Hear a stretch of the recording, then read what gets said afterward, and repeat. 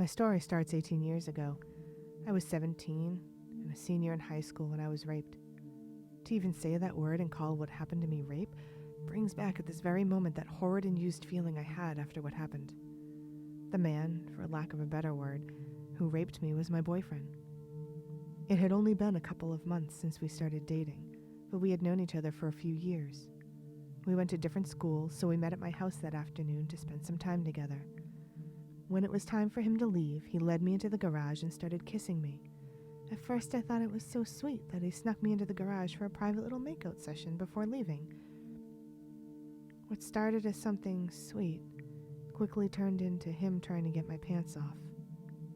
My parents were home and could have walked in on us at any time, so I kept telling him to stop while struggling with him to keep my pants on. Then he looked me right in the eyes and told me, "Don't worry, this will only take a minute," while forcing himself inside me. I will never forget the feeling of being pinned up against a pole in the middle of my garage, feeling completely powerless over what was happening to me. When he was finished, he looked at me and said, "Thanks." I was so confused. That whole thing happened in the matter of 5 minutes. In 5 minutes, a boy I went from trusting and being totally infatuated with totally took advantage of me and my body without a second thought. In 5 minutes, I had changed into a different person, and I was completely unable to comprehend what happened to me. This happened to me at my home, a place I would have to revisit every day, and my parents still live there today. Before that point in my life, any type of sexual activity I was involved in had been consensual, even with him. I just recently came to terms with what happened to me was rape. I think for so long society painted a picture of what rape and assault looked like. I always thought of it as a violent act. Or maybe that is just what I told myself so I didn't have to admit that what happened to me was rape. He didn't beat me. He did use his strength and power to make me feel powerless. I think because my parents were home, I was afraid to put up a fight and have them hear. I replay over in my head what I could have done differently to make him stop, but the reality is it happened and there is nothing I can do to change it. I told him to stop and he decided to have sex with me anyways. That is rape. I am not even sure he realizes what he did. In a way, I feel so much better for finally accepting it for what it is. I do not let him hold that deep, dark area of my heart anymore. It has taken me a long time to let go of all the insecurities that came after he raped me. In part, I think the Me Too movement has helped me a lot.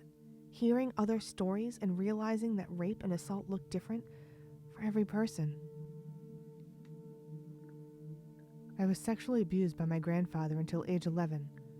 Not exactly sure what age it started, but maybe 6 or 7. It could have been earlier, but it went on for a good enough amount of time that I can't really remember clearly enough to pinpoint. The exact amount of times it happened is unknown to me, as my brain has spent a lot of time trying to forget it, and a lot of it is a jumble of flashes and panic. When it was happening, I was repeatedly told by him that if I told anyone, it would destroy my family. He said that my parents would be mad at him and he could be taken away, which would make life for my grandmother hard and make my mom sad. At one point, he also told me, who are they going to believe, a kid or a grown man? I knew he was right, so I shoved my pain into the basement of my brain and did all I could to pretend that it wasn't happening. When I was in high school and started dating, the touch of my boyfriend sent me into panic mode. I could no longer ignore what had happened to me. The first person I ever told was this boyfriend, and he was amazing about it. He helped me find a free therapy group, which wouldn't show up on my parents' insurance bills. In my first session, I was surprised to find 2 of my classmates sitting across from me. It blew my mind that in such a small town, and in the small class of under 100, I wasn't the only one. It was both comforting and horrific. I went to several sessions and was making progress when, due to teenage shenanigans, my parents decided I could no longer date this boy. It didn't just mean the end of a relationship to me, it meant the end of therapy, as he was the only person who knew and he was my only ride. I tried everything to convince my dad that he was a good guy, but he wasn't buying it. You see, my dad was on the police force and there was no room for troublemakers in our world. So finally one day I broke down. I told him why this boy was so important to me, what he's been doing for me, and why he's been taking me to therapy. I was terrified. My secret was out. I placed my deepest secret into the hands of the most powerful man I knew, and I was sure he'd make it right. My dad, a cop, now knew what happened to his little girl, and surely he would not stand for it. We sat in his car and talked, and I cried for what seemed like an eternity. I slept well that night knowing that I would have justice. But then days passed and nothing happened. Nobody came to talk to me. Dad acted like nothing had been said at all.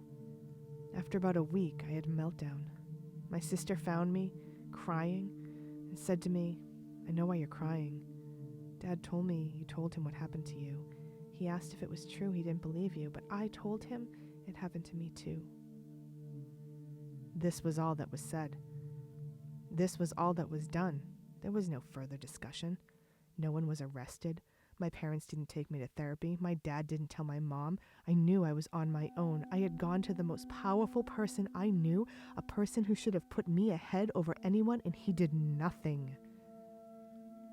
Message received. Self-worth further damaged beyond repair. By that point, I had decided I had been dealing with it for so long on my own that I didn't want to hurt my mom by telling her. It would likely kill my grandmother if she knew that her husband, who she loved so much, was really a monster. So I stayed quiet. I buried my trauma as deeply as I could, taking many other emotions with it. I became a numb version of myself. Even after he died, I kept it buried. As I entered my 20s, I started dealing with it a bit more when I became a mother and a wife. I opened up to a few friends and to my husband to discuss my trauma so they could better understand me. I fully understood that what had happened to me had changed me fundamentally and shaped many behaviors which I find to be my flaws. The hardest of these flaws has been that I struggled to articulate myself in an argument. After years of repressing negative emotions like anger, sadness, and shame, my brain automatically scrambles my thoughts and tries to push any uncomfortable feelings away, leaving it hard for me to think and form sentences. So instead, I avoid confrontation. I often apologize for things I have not done just so I don't have to get into a fight. I avoid situations that make me uncomfortable or subjects that anger me because I know I cannot speak clearly or even think clearly when upset. After many years of marriage, this is still an issue for me. I am quite certain I am not alone in this behavior. It's horrifically frustrating, and I've done a lot of work in the past few years to try to undo this all, but it has led to anxiety like you wouldn't believe. For the first time in 30 plus years, I am processing emotions and feeling things that I have not felt since before I was 7. It is terrifying and healing all at the same time. I am able to talk to people about what happened to me, but still not to the people closest to me. Most of my siblings don't know, nor does my mom, my kids, my cousins, and other family members. It's so much easier to talk to friends or strangers and offer advice than to look the people you love most in the eye and tell them that you are damaged. To this day, I know it would kill my mother, but part of me has to wonder if it happened to her, and if it could explain her quirks too. However, each time I try to bring myself to start a discussion with her, I cannot find the words. Even thinking about it, I have to take breaks and compose myself, giving my brain time to calm down and reset so thoughts can flow. Right now, so many people are asking why victims don't come forward and tell their stories. People are asking why it takes people 30 plus years to speak the unspeakable truth. Repression is a powerful tool. Panic helps repression. 3 decades of repression accompanied by panic, shame, terror. It really can take this long for a victim to be able to vocalize what has happened. It can take this long for a woman to be comfortable enough with herself again to acknowledge that she is worth fighting for and that what happened to her needs to be known. And for many of us, it is because when we spoke our truth, we have been betrayed by the people who were supposed to protect us. When I was able to speak my truth, all I learned was that I am on my own. No one else was going to protect me. No one else was going to stand up for me. No one else was going to believe me. But in this, I am not alone. Until we change and allow girls and women to speak without fear of once again being silenced, nothing is going to change. In my journey to heal my invisible wounds, I have learned many things about myself. I have learned that so many of my behaviors that I thought were my character traits are just coping mechanisms. My need to constantly stay busy, my need to be so fiercely independent that I don't need anyone's help, my "I can do it all" attitude is actually me playing a shark. If I just keep swimming, I can breathe. All of my pain and all of the horrific details stay buried safely away. It wasn't until I was forced to stop swimming when I began to drown that I saw what I had done to myself. With nothing to distract me, all of these thoughts and feelings slowly found their way out, one by one like a chain reaction. Try as I might to push them away, I knew it was time to let them out. The past few months have been the most painful, most exhausting, and challenging months of my adult life. I am happy with my life right now, but I am more depressed than I've ever been, more angry, more anxious, and more awake than I've ever been. As much as I want it to all go away, I know that this is my chrysalis, that I will emerge a new woman, beautiful and whole, with wings to fly. And as I look around, I see so many women also ready to break out of their cocoons and show the world that through our pain, we will make the world a more beautiful place for generations to come. Our stories will someday be the stories of how it used to be and not of things that need to change. And so I push on, no longer swimming, but ready to fly. You think, how could this ever happen to me? What the fuck, did I ask for this? You could have just asked me. You could have just told me you thought I was cute. You could have just told me you wanted to fool around. You could have just asked if I was into it. Who knows? Maybe I would have said yes. Instead, you lied to me about what I was ingesting. You didn't give me a chance to speak up for myself, and you, the coward that I now see you for, grabbed my neck like a fucking cat and tried with all your might to make me do something I didn't want to do. I refused to do it, but you tried damn hard. How would you fucking feel if I just grabbed onto your neck and pushed you down so hard that you thought you were drowning in the air? I don't remember much except for waking up numb on cold porcelain, white as a ghost, my neck in shambles and searing pain. Your roommate put a blanket over me and asked what happened, and you laughed and said, "Nothing. Nothing happened."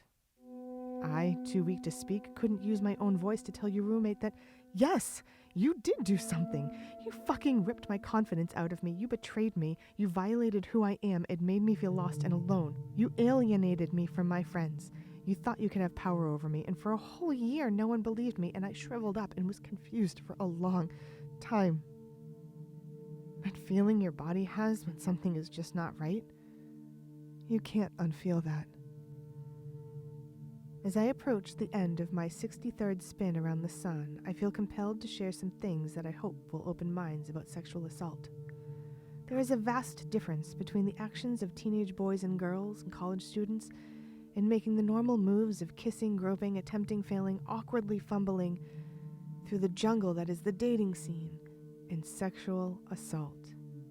The two are not the same. They are both emblazoned in my memory and far removed from any of the coming-of-age antics that occurred during my teens and 20s. The first time I was sexually assaulted was when I was 17. I was paraded around in the 1973 Massachusetts beauty pageant circuit.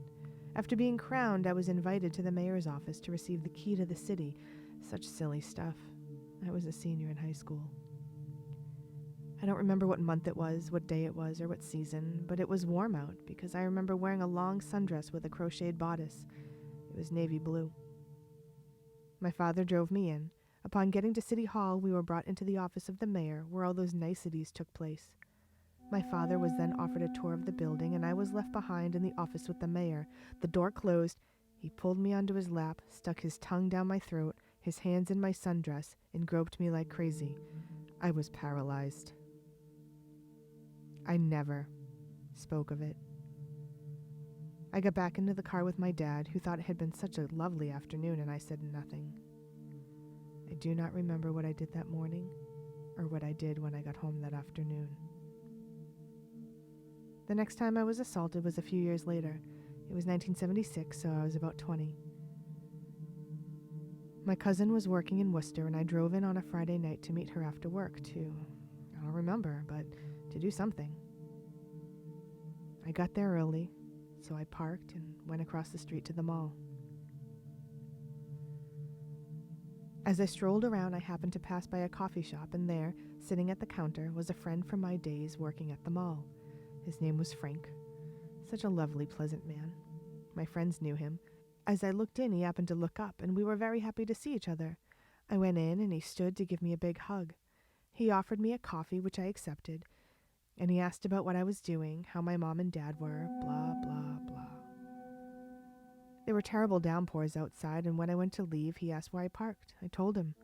And then he said, "Let me drop you off in front of the building so you don't have to run through this rain." I gladly accepted his offer. Once in the car in that scary old parking garage, he immediately locked the doors, pulled out his penis, grabbed my hand under his, and forced me to masturbate him while trying to push my head down, which I fought off completely. It happened so fast, so unexpectedly. It's usually how sexual assault works. When he was finished, I jumped out of the car and walked in the pouring rain across the street to meet my cousin. I never said a word. Ever. Do I remember what I did that day before going there? No. Do I remember where we were going that night or why? No. Do I remember what I was wearing or what section of the garage his car was in? No. Fast forward to 1984. My sister and I, with our husbands, were at the Worcester Auditorium seeing Dave Manson. We were walking up to our seats, and there, against the side wall, was Frank. I saw him and pointed him out to my sister as she knew him too. I said to her, "There's Frank. He molested me." She immediately snapped her head towards me and said, "Me too." We know he saw us, and he was gone the next time we looked. My sister and I never said a word about our experiences to each other, and we spoke to each other on a daily basis. I'm sure if I asked her, she would not remember the surrounding circumstances of her experience the day she was molested either.